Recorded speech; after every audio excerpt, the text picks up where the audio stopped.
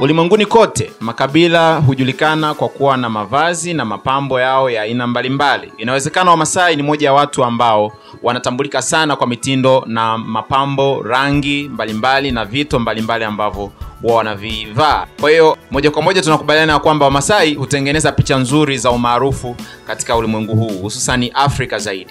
Na nadhani unaweza kuwa umekubaliana na mimi. Na nikukaribisha tu kwamba unaendelea kufuatilia akaunti yetu ya YouTube kama Itigi TV. Pia tunapatikana katika kebo yetu ya Itigi. Tukiwa mtaani kila sehemu tunapatikana na kuonekana hivyo kama Itigi TV. Sasa tunazungumzia kuhusu Wamasai. Ninajua namna ambavyo unafahamu Wamasai hutengeneza picha maarufu za vijana, watu mbalimbali na rika mbalimbali kupitia shanga zao za shingoni ambazo husogeza sana mtindo wao kuonekana katika dunia. Sasa vazi ambalo huwa linavaliwa sana la mashuka na Wamasai, mara nyingi tumezoea vitu vingi sana kuvivaa, mashuka, viatu, vyote vikiwa vya asili.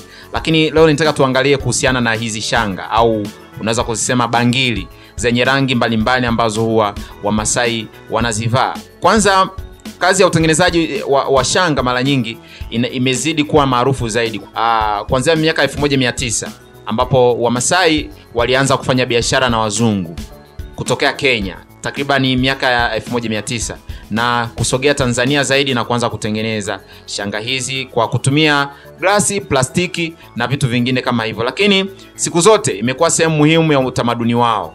Kimila, malighafi zinazozalishwa kwa kienyeji kama vile mbegu za matunda, ngozi, shaba, mifupa, vibuyu na vitu vingine kama hivyo vimekuwa vikitumika kutengeneza shanga hizi nzuri kabisa ambazo zinapendwa na watu wengi kwa siku hizi. Na watu wengi wa Kimasai wamekuwa wakizivaa na kuzipenda, hata ambao sio wa Kimasai, kwa sababu tu zinawapendeza na wanaonekana wakipendeza. Sasa wanawake wa Kimasai pia daima wamekuwa wakikaa pamoja na majukumu yao mbalimbali wakitengeneza hii. Pia imekuwa ni pato la kiuchumi kwao kupitia shanga hizi ambazo huwa zinavaliwa. Pia tumeona hata vijana wengi mtaani wakiwa wanaziuza na kuzifanyia kazi mbalimbali zikiwa zinaingiza kipato zaidi. Na wengine zimewasaidia zaidi hata kiuchumi, hata kujenga na vitu vya namna hiyo. Na kitu kingine kwamba hadi leo shanga na mabangili huwa yanatengenezwa na ambayo yanatumika mara nyingi katika tamaduni mbalimbali hata ambazo sio za Kimasai. Kwa hiyo ni desturi nzuri ambayo imekuwa ikikua zaidi. Sasa hizi shanga na bangili nitamani kuzijua zaidi, ambapo nimekutana na mmoja wa Masai aweze kunieleza kidogo angalau kwamba hizi shanga zinatengenezwaje na ni kwa nini na huwa zina maana gani zaidi, ambapo hatuifahamu zaidi. Tumsikilize. Zinatumikaga sana katika utamaduni, kwenye utamaduni kuonyesha Afrika. Huwa ina kazi nyingi sana.